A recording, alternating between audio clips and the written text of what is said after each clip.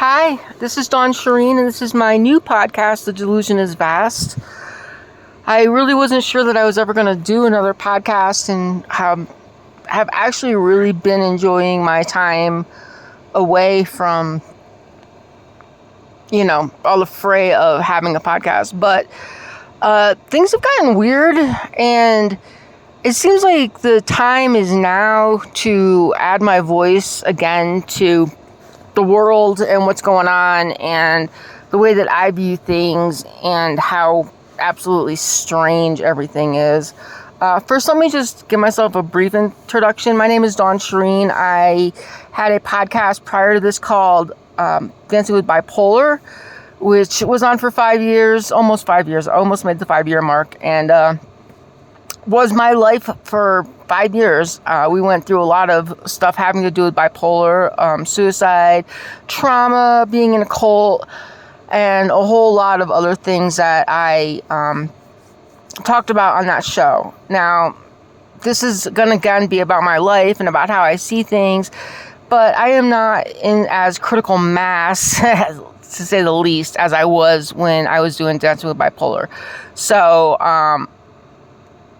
same name, same skin, but different time, space, and kind of a different person. Still love music, still very active and doing things within the homeless community, and will always be a defender for much better mental health systems and, stigmatization breaking and all that stuff. But now that I've come to be honest about, my human trafficking and the things that happen with that, I feel as if I can lend a voice to that as well. And very recently have been being stalked by a neighbor and have found a woeful amount of resources to help people in a situation of what I call rage stalking. Tell somebody no, and all of a sudden they just can't leave you alone, right? Because no means stalk me. I don't think it does. Not the last time I checked. Anyway, but that's kind of where I'm at. Otherwise I'm pretty much, I don't know. I'm getting older, I'm a whole lot older than I was in February when I basically got hacked and lost everything that had to do with a certain email. And then in hindsight, maybe in a way it was just a very conclusive way for God to get me to start my life again in a different direction with a lot less focus on, past traumas and things that just really didn't matter anymore. So that's kind of where we're starting at. So it is now September 2024, and things are crazy. People's, I don't know. I can't talk for everybody. Okay. So I'm not even going to speak for me because, my sense of the world is not broken by everything that is going on right now. Okay. September 2024. There's a lot of stuff going down. I kind of knew about this stuff, right? I was raised among monsters, so talking about like rape and, sexual abuse and stuff like that, that's kind of been my life. And when you grow up with that, you see it on other people, right? Like, I'm saying right like you would know, but I think some of you know exactly what I'm talking about. So you see it on other people, and like, that you're kind of in a really bad club together, right? A victim. Well, I hate using the word victim, but at a point you are a victim. Even on my stalking case, and the police wrote it down, I'm a victim. I get victim services if I choose to take them. I get all this stuff, but I'd prefer not to give this guy any energy or as little energy as possible from me. So, and plus an alcoholic, possible meth user who lied to cops, and is easily perjured if I chose to take it to court off of the body cam evidence. It doesn't seem like the wisest thing that somebody could do.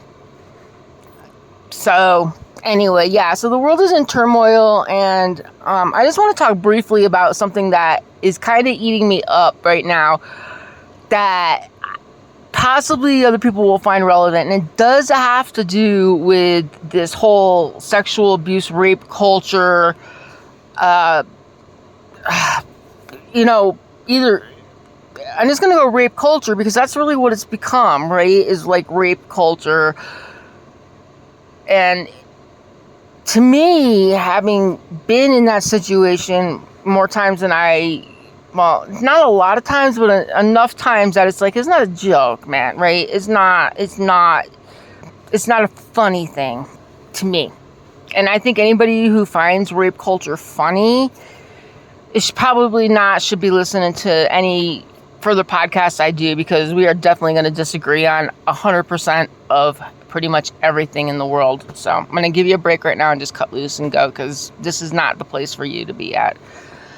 Anyway, so, and if you go back to Dancing with Bipolar, which I'm not telling you to do because I don't even know if it's still up, since like I lost everything, I never went to go find anything. It is on Spotify, so I'm sure that they still are maintaining it, but I haven't done a show since February. But anyway, so I have high school friends that, and I'm going to be 60 in January, so let me just preface it with that, okay? So I have high school friends that, we track each other on Facebook because we don't really need to do like modern day like get-togethers because we got Facebook, right?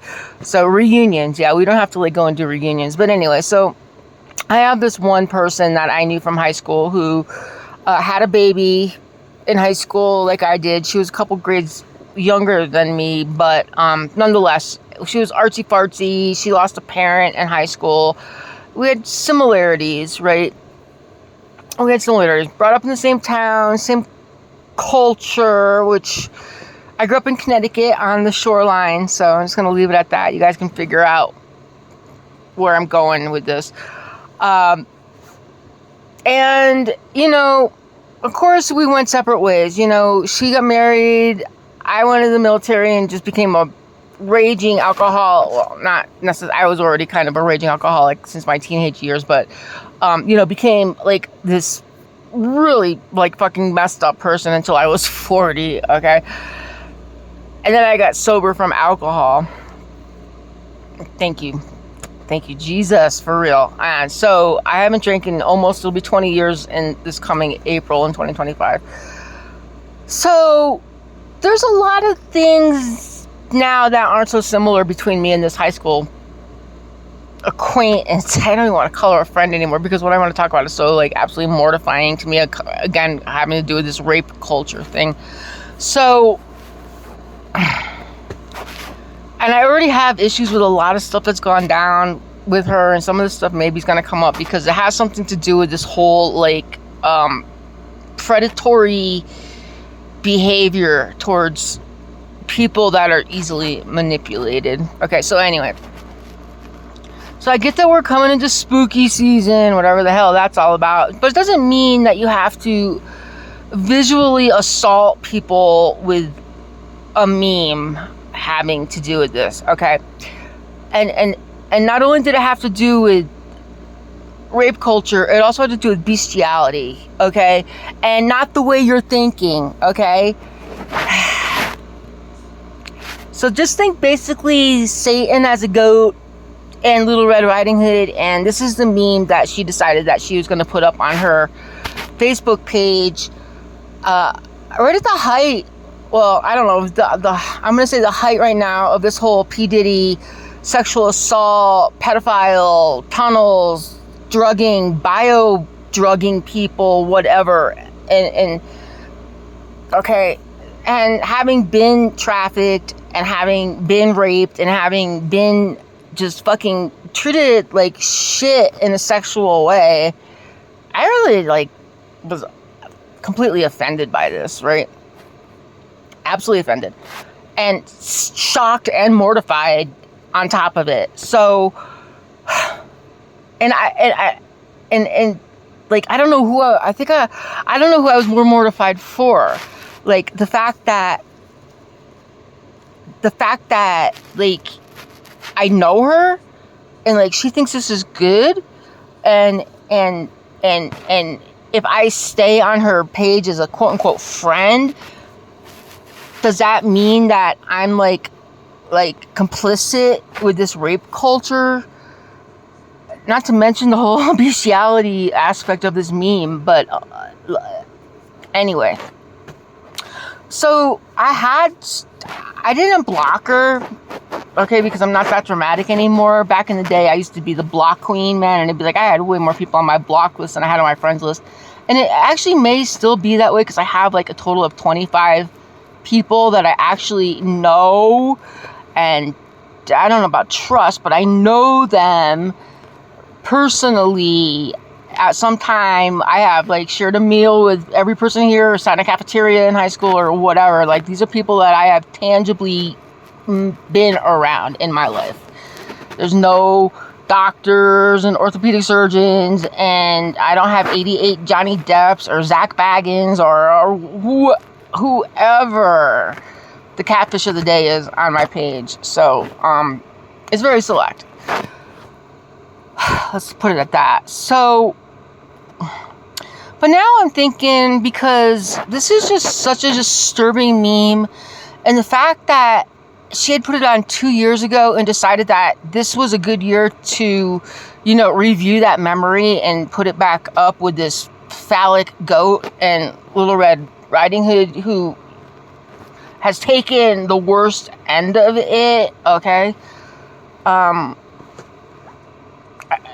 Dude, so, but then I'm thinking, and they just went to Miami a little while ago with 3 boys and her son, and she was showing off like the liquor bills from the hotel, and the legal age to drink is 21 everywhere, right? And yeah, so I think that law was probably broken. And then now that I'm seeing this rape culture thing is funny to her and prior predatory behavior, and now I'm like, holy shit, is she on the female end of this with her son's friends? Okay, yeah, that's dark. That's really dark. But is she? Because rape culture is not funny, and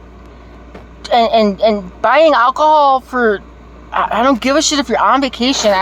Whatever. I mean, and having been an alcoholic and having been a teen alcoholic, my stance on this now is probably a little more like bitchy than it if I was still drinking, right? Of course, maybe. But either way, okay. And then she's been drinking since she's, I'll be nice, I'll say 14, and she's in her like 57ish is that's a long time of drinking. Like, that's a lot of years of damage to your body, to your brain, to your thought processes, to your judgment, and I just don't feel like I can run away from that far enough as far as like my social attachment to having been friends with her. And then I actually like blocked her for a long time due to not this same meme, but probably something similar, or letting her daughter shake her ass for Cardi B when she was 17 and all this shit. And it's just like, have I actually been like friendly with a predator without even realizing that she's a predator? I mean, like, for real. I'm not joking. Like, is that what happened here? Because it sure feels icky to me. And yeah, I reported the post to Facebook as I don't remember what it was a sexual violence, and then they had some other subgroup, and I don't remember what it was, but I'm just gonna state it right here. Rape culture is not okay with me. Boundaries are totally awesome with me, and I respect the fact that, like, there's age groups and things for a reason, because we need to protect people who have no sense on their own.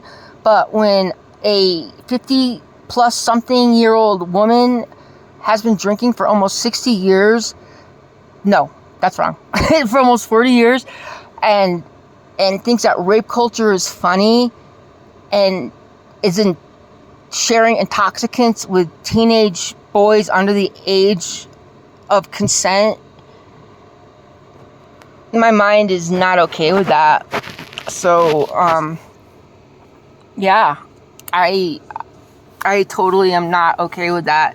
Just as I am not okay with people being complicit with a stalker and thinking that just because he's a nice guy to other people doesn't mean that he's a nice guy to me. The guy's a fucking voyeur and he likes to look in my fucking windows, you know? And if you want to know who it is, I'll open up my Facebook for a little while and go private. Well, actually, I made a lot of it public already with this guy's name on it. But anyway, yeah, I'm not okay with that. I'm not okay with sexualizing children. I am not okay with any of this shit that is coming down in the open. I am not okay with drugging somebody. I am not okay with watching somebody be drugged and then somebody being violated. It's all bad. And I am so glad that this is finally opening up. And perhaps this meme, because, you know, and just to go on a little bit longer, there had been a dude in high school who had, was really unkind to me. And I'm not going to say he raped me because he didn't, but he assaulted me at a point.